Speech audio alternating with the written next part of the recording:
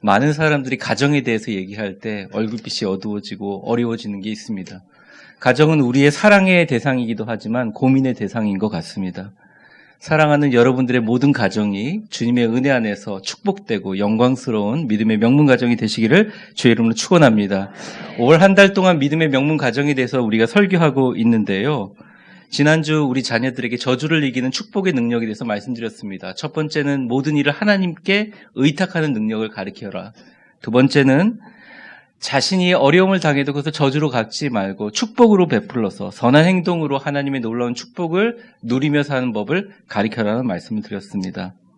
자녀들은 여러분의 소유물이 아닙니다. 이 땅에 여러분에게 주신 하나님의 선물이고 가장 고귀하고 완전한 인격체로서 이 땅을 살아가면서 이 풍지고 험한 세상에 밑바닥에 사는 것이 아니라 독수리처럼 멀리 날아올라서 위대한 삶을 살게 해주시기 위해서 여러분에게 가르치라, 양육하라고 보내주신 자녀라는 말씀을 드렸습니다.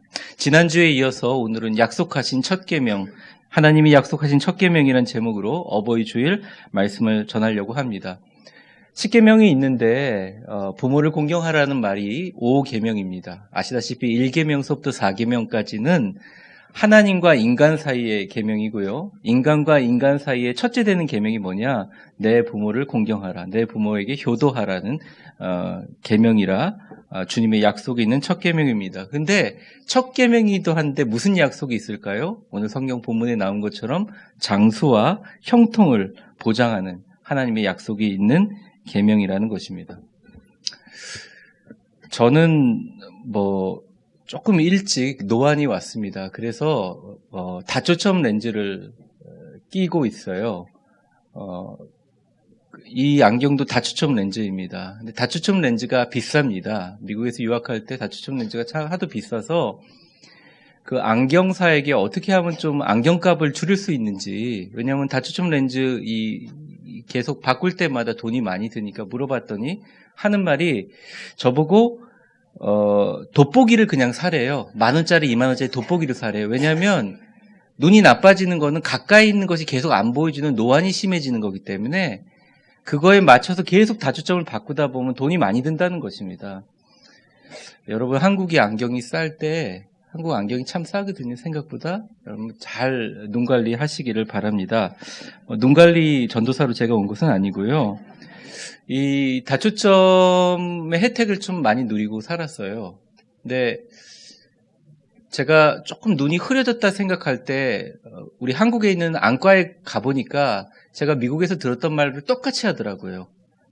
오히려 거기는 안경을 팔아야 될 곳인데 저한테 하는 말이 이거에 시력에 맞춰서 또 다초점을 바꾸면 정말 비싸니까 그냥 10,000원짜리, 20,000원짜리 최고 비싼 거 30,000원짜리 돋보기 껴가지고 책 볼 때만 돋보기 보라는 거예요.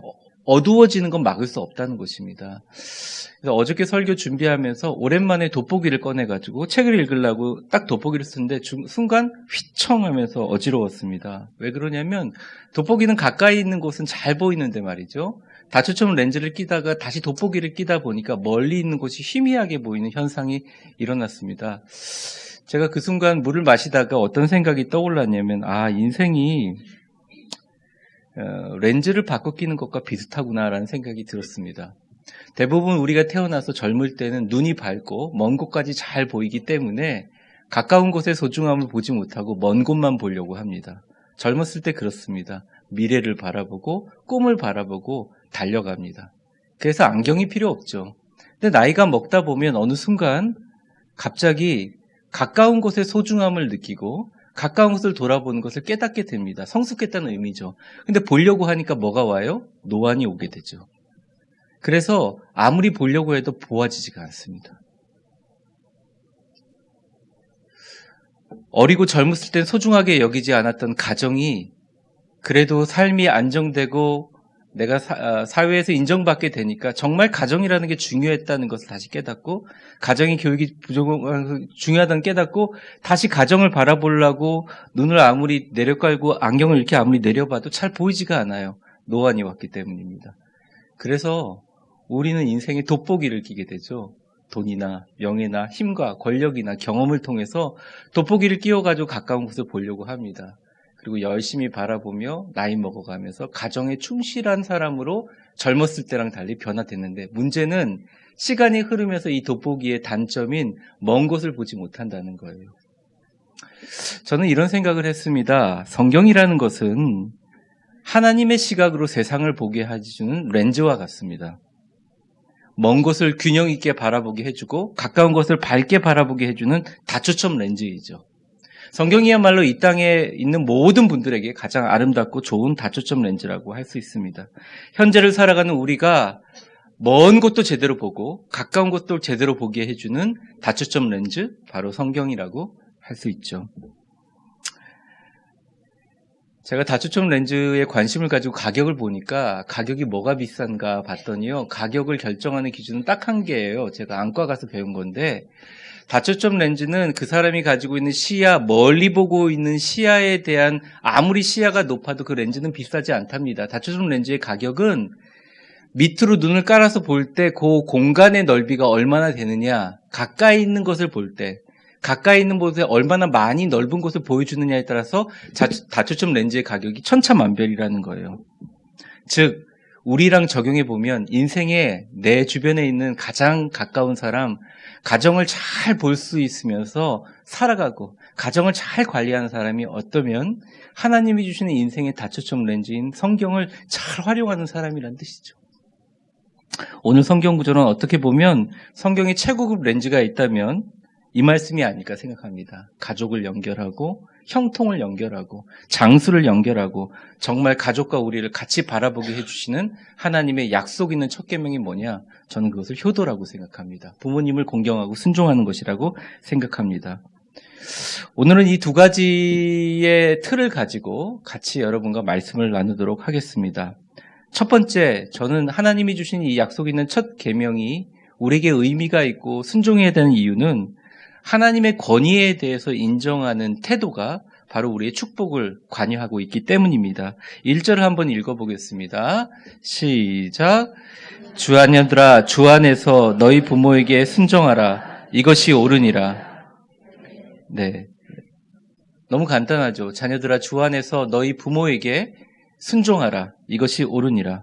이 시대는 순종을 되게 힘들게 생각하고 있는 시대입니다. 영어 성경에 보면 obey your parents라고 나와 있습니다. obey라는 말은 어쩌면 순종보다도 복종에 가까운 말입니다. 완전히 인정하고 따라라. 너희가 이해가 안 되고 용납이 되지 않더라도, 잘못된 부분이 보이더라도 내 부모님 그렇게 하겠습니다 라고 하는 것이 순종이다. 그것이 옳다라고 성경은 타협 없이 단호하게 얘기합니다. 부모의 권위는 우리가 가타부타 할 것이 아니라는 것이죠. 부모의 권위는 우리와 부모님에게 직접 하나님이 주신 것이라는 것입니다. 하나님은 철저하게 우리에게 부모님을 섬기는 모습을 보면서 철저하게 하나님이 주신 그 권위를 대하는, 취하는 우리의 태도를 보고 계신다는 것이죠. 하나님은 정말 우리의 감찰을 하시는 눈을 통해서 보이지 않는 하나님을 우리가 볼 수 있도록 우리 곁에 부모님을 보내주셨다고 칼바르트가 얘기한 것처럼 그러하다는 것입니다. 한번 저를 따라해 보겠습니다. 우리는 부모님을 통해 하나님의 권위를 인정하고 하나님의 질서를 배우는 과정이다. 그러니까 영적으로 말씀의 종인 목회자의 권위를 인정하지 않으면서 절대 교회의 질서 권위에 대해서 인정할 수 없듯이, 우리 눈에 보이지 않는 하나님께 순종한다고 하면서 우리 눈에 보이는 부모님의 권위에 순종하지 않으면 하나님께 순종할 수 없다고 얘기하고 있다는 것입니다. 영적 권위와 질서가 세워진 가정과 교회는 하나님의 축복의 문을 열어주신다고 얘기합니다. 거기에 대한 상급이 우리에게 있다고 오늘 첫째 계명으로 우리에게 얘기해 주십니다. 어쩌면 우리 가정에 가장 귀한 축복의 마스터키를 주신 것은 내 부모를 순종하라는 것이죠. 순종하라는 의미를 조금 더 어원적으로 살펴보면, 순종하라는 말은 헬라어 휘파코라는 말입니다. 휘포라는 말은 아래 밑바닥에서 이런 뜻이고, 아쿠오라는 말은 귀를 기울이다, 따르다는 말이에요. 한번 저를 따라해 보겠습니다. 아래에서 잘 따르다. 아래에서 귀를 기울이다. 이것을 순종하다라고 얘기한 거죠. 우리가 남을 이해할 때 아래에 서 있다 그래서 영어로 understand라고 하잖아요. 굳이 이거를 말하면 under hear이라고 표현할 수 있습니다. 아래서 듣는다. 이 말은 부모님께 돈을 많이 드리고 많이 효강을 시켜주고 그런 것보다 부모님이 얘기하실 때 그 권위가 하나님께서 오신 줄 믿고 그것을 들어드리고 받아들이고 인정해 주는 것이 더 귀한 효도이고 확실한 효도임을 문자적으로 얘기하고 있습니다. 부모님의 말씀이 납득이 되지 않더라도 네 그렇습니다. 동의가 되지 않더라도 네 알겠습니다. 하실 때 그 순종을 보면서 하나님께서 우리에게 축복의 문을 여신다는 것이죠. 그리고 1절 하반절에 보면 이거에 대해서 다른 설명이 없이 가타부타 이것이 옳으니라 라고 얘기하고 있습니다. 사랑하는 성도 여러분, 부모님께 최고의 순종은 많이 갖춰드리는 것보다 자주 전화하고 대화의 상대가 되어주시고 대화의 상대가 되었을 때는 내가 부모님을 가르치거나 뭔가 설득하려고 하지 말고 네, 그렇지요, 맞습니다, 좋습니다, 옳습니다 라고 하는 게 성경에서 말하는 최고의 성경적인 효도, 휘파쿠오라는 것이죠. 이게 옳다, 갖다부터 붙이지 마라. 성경은 아주 단호하게 얘기합니다. 성경이 단호하게 얘기하는데 제가 뭐라고 하겠어요? 더 설명할 게 없어요. 한번 저 옆에 사람 축복해 보겠습니다. 주 안에서 부모님 말씀에 순종하고 따르는 것은 언제나 옳습니다. 이어지는 2절과 3절을 한번 보겠습니다. 여기에 대한 대꾸 구절인데요. 같이 한번 읽어보겠습니다. 시작. 내 아버지와 어머니를 공경하라. 이것은 약속 있는 첫 계명이니 이로써 내가 잘되고 땅에서 장수하리라. 약속 있는 첫 계명이라고 하면서 바로 3절에 그냥 약속을 보여주셨어요. 잘되고 형통하고 장수한다라고 얘기합니다. 어느 보험회사의 광고처럼 묻지도 말고 따지지도 말고 부모님 얘기하면 일단은 부모님 권위를 인정해서 그 자리에서 알겠다고, 맞다고, 일리가 있다고 얘기하는 것이 최고의 효도라는 것입니다. 여기 자녀 입장에 있는 분들 중에 젊은 우리 청년들 중에 목사님 저거는 받아들일 수 없습니다 하더라도 어쩔 수 없어요. 성경에서 이것이 옳습니다 하는데 제가 틀렸다고 얘기할 수 없지 않습니까? 이렇게 부모님께 이렇게 부모님의 권위에 인정하는 태도를 하나님이 보시고 하나님을 인정하는 것처럼 여기서 축복해 주신다는 거예요. 그게 위로부터 아래로 내리는 축복의 원리와 흐름입니다. 어떤 분들이 제 설교에 감동을 받아서 갑자기 부모님과 맨날 싸우고 따지다가 부모님 전화를 받고 네, 맞습니다, 그렇습니다, 옳습니다 그랬대요. 그러니까 부모님이 갑자기 전화를 끊고 한밤중에 집에 왔더랍니다. 너 어디 아프니? 너 어디 걱정이 있니? 너 무슨 누구한테 빌렸니? 그러면서 굉장히 근심하더라는 거죠.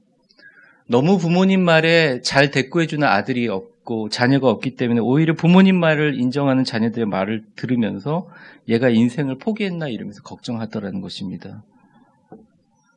사랑하는 성도 여러분, 우리가 하나님을 섬길 수 있는 방법은 여러 가지가 있지만 성경에 그것이 축복으로 이어져 있는 길들은 몇 가지가 없습니다. 그런데 가장 중요한 하나님이 주신 부모와 자식 간의 질서에 대한 순종으로 여러분들 그 하나님의 권위를 인정하시면서 부모님을 잘 대하면 하나님이 거기에 축복을 주셔서 우리로 하여금 장수하고 하나님께서 형통하게 하실 줄 믿습니다. 우리 위대한 교회 모든 성도들의 가정은 그렇게 부모님과 좋은 관계뿐만 아니라 부모님을 잘 순종하고 공경하는 여러분들 되시기를 주의 이름으로 축원합니다. 두 번째입니다. 이게 약속 있는 첫 계명이라는 의미의 깊은 두 번째 의미는 부모님이 자녀를 생각하는 그 마음이 하나님이 우리를 생각하는 그 마음과 연결되어 있기 때문입니다. 군대에서 제가 군목으로 활동하던 20년 전에 3대 종파에 있는 성직자들을 늘 저희 교회에서 불러서 식사를 대접했습니다. 스님도 오시고 신부님들도 오셨어요. 근데 밥을 잘 드시고 나서 늘 저한테 쓸데없는 말씀을 하십니다. 목사들은 아무리 영성이 깊어도 우리처럼 결혼하지 않고 평생 독신으로 살면서 세속에 물들지 않고 종교에 철저히 헌신하는 우리를 따라갈 수가 없다. 이렇게 얘기를 합니다. 그럼 저는 밥을 먹으면서 웃으면서 이렇게 얘기했습니다. 신부님, 특별히 신부님 잘 들어보세요. 자식을 낳아보지 않고 어떻게 하나님의 마음을 알 수 있겠느냐. 결혼도 해보지 않고 어떻게 그리스도의 신부인 입장을 알 수 있겠는가. 자식의 문제 때문에, 가정의 문제 때문에, 가족의 부양 때문에 뼈아픈 눈물을 흘려보지 않는 사람이 어떻게 이 세상을 사랑하사 독생자를 주신 하나님의 아버지의 그 사랑을 이해할 수 있겠는가라고 얘기하면 대부분 대답을 못하고 고개를 끄덕끄덕 거리십니다. 10년 전 제가 존경하는 미국의 한 대형교회 목사님이신데 그 목사님이 주일날 설교하러 일부 예배 가기 전에 새벽에 목사님이 교회 가서 준비하고 있을 때 집에 강도가 들어서 현장에서 목사님이 너무 사랑하는 따님이 목숨을 잃는 일이 있었습니다. 일부 예배를 드리러 강단에 올라가기 전에 장로님들 통해서 그 소식을 듣고 그런데도 동요하지 않으시고 1부, 2부, 3부 예배를 차분하게 웃으시며 설교하고 나서 일주일 동안 집과 교회를 비우셨어요. 모든 성도들이 걱정하면서 기도했습니다. 근데 그 목사님이 일주일 후에 교회로 돌아와서 아무 말도 하지 않고 그 홈페이지에 자신의 칼럼란에다 글을 썼습니다. 그 글을 다 읽으면서 제가 그런 생각을 했습니다. 그 마지막 글귀가 지금도 잊혀지지 않아요. 나는 이제서야 독생자를 십자가에 달려 죽게 하신 하나님의 아버지의 심정을 조금이라도 이해한다고 자신 있게 말할 수 있다라는 구절이었습니다. 여러분, 우리가 부모님께 효도하는 것이 삼강오륜 윤리 강자하려고 제가 어버이 주일을 교회에서 만들고 총회에서 제정한 것이 아니에요. 이것은 윤리를 초월하는 것입니다. 부모님의 모습 속에 하나님의 모습이 있고 부모님을 공경하면서 하나님 공경하는 것을 배우고 또한 부모님이 우리를 위해서 희생을 감당하면서 해주신 그 사랑 안에 하나님의 사랑이 있음을 깨달으면서 배우기 위해서 주님께서 우리에게 주신 귀한 배우면서도 복을 받게 하는 축복의 도구라는 것이죠. 이 세상에 존재하는 모두들 부모가 있습니다. 우리 모두에게 이 땅에 생명을 주신 부모가 있기 때문에 우리는 누군가의 자녀이고 부모입니다. 부모가 되기 전까지는 좀 죄송한 말씀이지만 깊이와 성숙을 갖추기가 어렵습니다. 특별히 이제 아이들이 가슴을 찢어놓고 아프게 하고 그럴 때 그들은 부모가 됩니다. 아이들을 키울 땐 잘 몰랐지만 자신의 갱년기와 아이들의 사춘기가 싸우다가 결국 사춘기가 이긴 걸 깨닫고 나서 부모들은 나무가 됩니다. 그 나무의 그늘조차도 생채기를 내더라도 어느 순간 자녀가 폭염에 그늘로 쉬려고 다갔을 때 더위를 쉬게 하는 말없는 나무가 되는 것이 바로 부모의 축복이자 갖고 있는 하나의 의무라고 할 수 있습니다. 오늘 어버이 주일을 어쩌면 말없는 나무처럼 우리 곁에 계시거나 또 계셨었던 부모님을 생각하면서 그 사랑을 기니고 정말 부모님께 따뜻한 사랑을 전하시는 오늘이 되시기를, 모든 가정이 되기를 축복합니다. 근데 문제는 우리가 자녀일 때 부모님의 그 마음과 사랑을 절대 알 수 없다는 것이에요. 안다고 한다면 잘못됐다는 것입니다. 마치 우리가 하나님의 위대한 사랑을 경험하지만 때때로 불평하고 원망하듯이 우리가 잘 모르지만 나이가 들어가고 경험이 쌓아져 가면서 부모님을 진짜 이해하기 시작한다는 것입니다. 그래서 저는요, 부모님이 얼마나 우리를 사랑하셨는지 느끼려면 50은 넘어야 된다는 생각을 해요. 저도 얼마 안 남았는데요. 그러니까 제가 이렇게 설교를 하고 있지만 사실 느끼려면 그래야 된다는 생각이에요. 우리 교회를 봐도요, 70대, 80대, 우리 90대도 계시잖아요. 70대, 80대, 90대 섬기시는 분은 30, 40대는 제대로 못 섬겨요. 50 정도가 돼야 그때부터 압니다. 50, 60이 돼야 어른들이 귀한 걸 압니다. 왜냐하면 자신이 자녀들을 키우며 자신이 부모가 되고 그 전에 자신의 곁을 떠났던 부모님의 나이가 가까워오면서 정말 부모님이 나를 사랑하셨다는 걸 깨닫게 되는 것이죠. 때때로 제가 힘든 일이 있으면 그런 생각을 합니다. 내 나이 때 우리 아버지는 젊은 가장으로 살아가면서 어떤 꿈을 꾸고 살았었을까? 그 현실에서 어떤 마음을 이 길을 걸으셨을까? 어떤 마음으로 자녀들을 사랑하셨을까?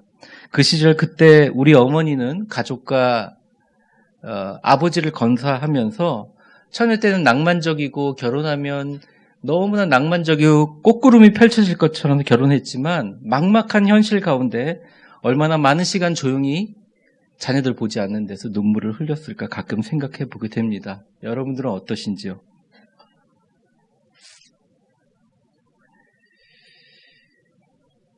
한결같이 부모님들은 길 조심하라는 얘기를 많이 합니다.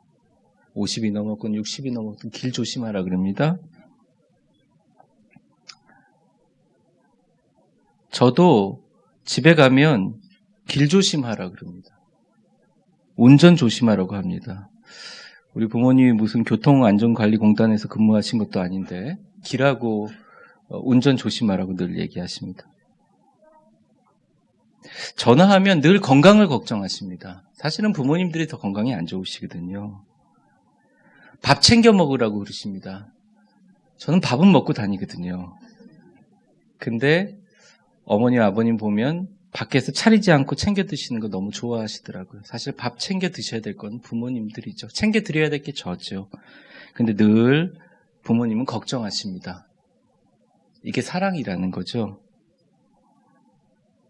어떤 분은 되게 난감해합니다. 부모님이 떠날 때마다 개 조심하라고 얘기를 해서 난감하다고 합니다. 그런데 사실은 자기가 반려견을 키우고 있는데 개 조심을 하면 어떻게 키울 수 있겠느냐 이런 얘기도 하십니다.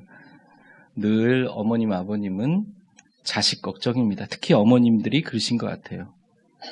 젊은 자녀들에게는 이게 잔소리로 부르지만 우리는 모두 다 알고 있습니다. 길 조심해라, 운전 조심해라, 밥 챙겨 먹어라, 건강 조심해라, 개 조심해라.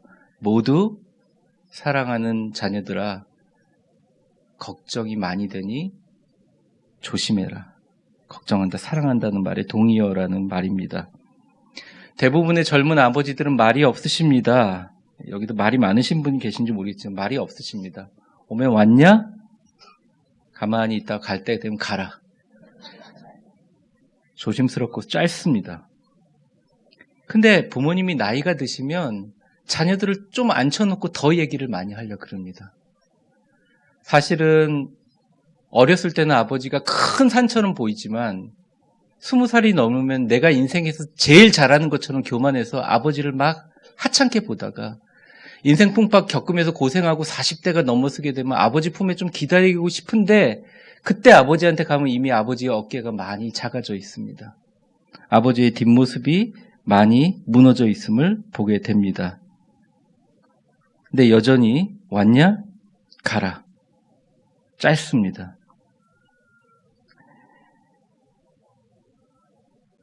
그래서 진짜 부모님에 대한 사랑을 시작하는 거는 그분의 뒷모습이 크게 보이기 시작하면서 사랑이 시작된다고 생각합니다. 아버님 뒷모습 더 보고 싶은데, 어머님 뒷모습 더 먼저 보내드리고 싶은데 언제나 우리가 떠날 때까지 서가지고 배웅하십니다. 나이 드실수록. 우리가 아는 것도 많고 아버님, 어머님 잘해드리고 싶어서 가르쳐드린다고 하는 게 잘 들어보면 어릴 적에 우리 어머님, 아버님이 자기한테 가르치듯이 부모님한테 그렇게 얘기를 합니다.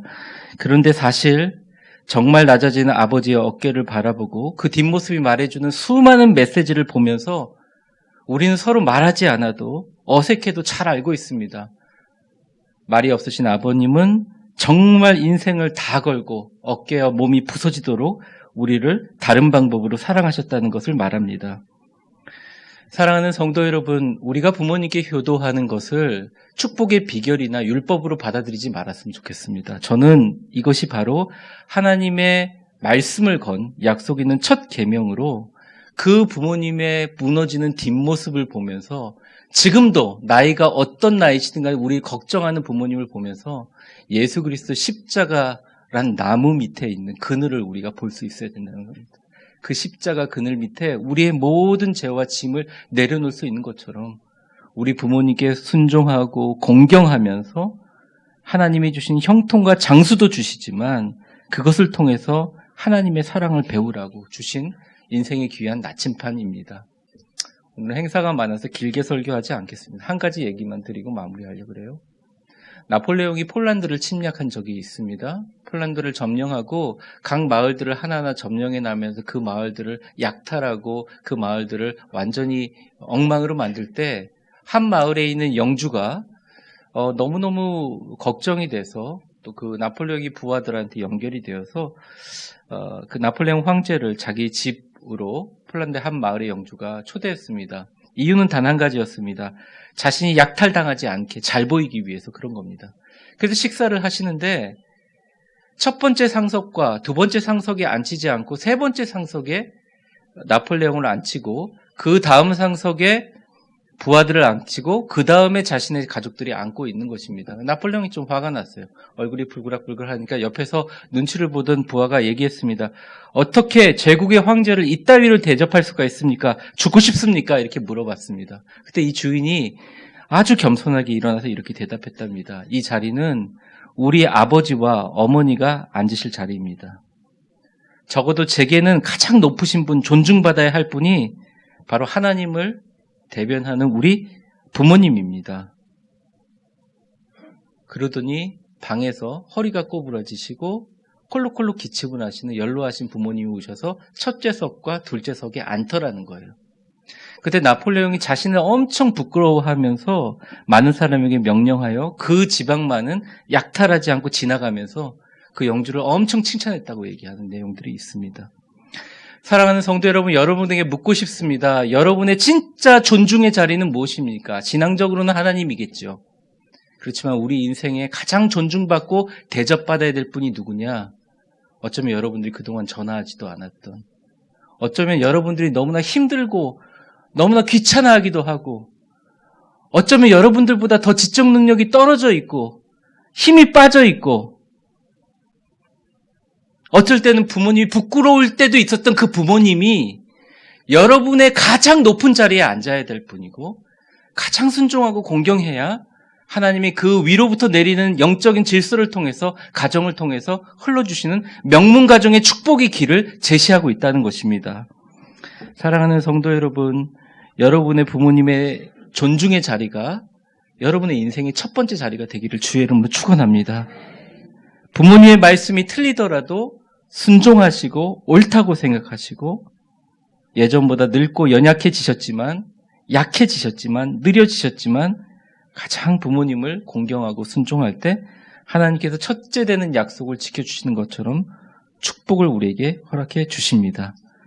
결론을 맺겠습니다. 사랑하는 성도 여러분, 옆에 사람 한번 축복해 보겠습니다. 하나님께서 당신의 축복과 은혜를 주시려고 우리에게 부모님을 주셨습니다. 지금 살아계신 부모님께는 오늘 전화 한번 해드리시고요. 이미 하늘에 계신 부모님이 계시다면 가족들과 함께 부모님을 위해서 한번 기도하는 시간을 가졌으면 좋겠습니다. 혹시나 여러분의 부모님 가운데 주의 몸된 교회, 피로 값준 교회 잘 섬겨라, 예수님 잘 믿어라, 겸손과 감사로 잘 섬겨라 가르치신 부모가 있다면 여러분들은 정말 최고의 부모님의 아름다운 은혜를 상속받으신 것입니다. 오늘 사랑하고 사랑했던 부모님을 기억하시면서 부모님의 사랑을 생각하고 아름다운 효도하심으로 하나님이 우리 인생에 주시고 믿음의 명문가정에 허락해 주신 축복의 열쇠, 아름다운 질서와 형통과 장수가 있는 순종과 감사와 공경이 있는 축복의 믿음의 명문가정 되시기를 주의 이름으로 축원합니다.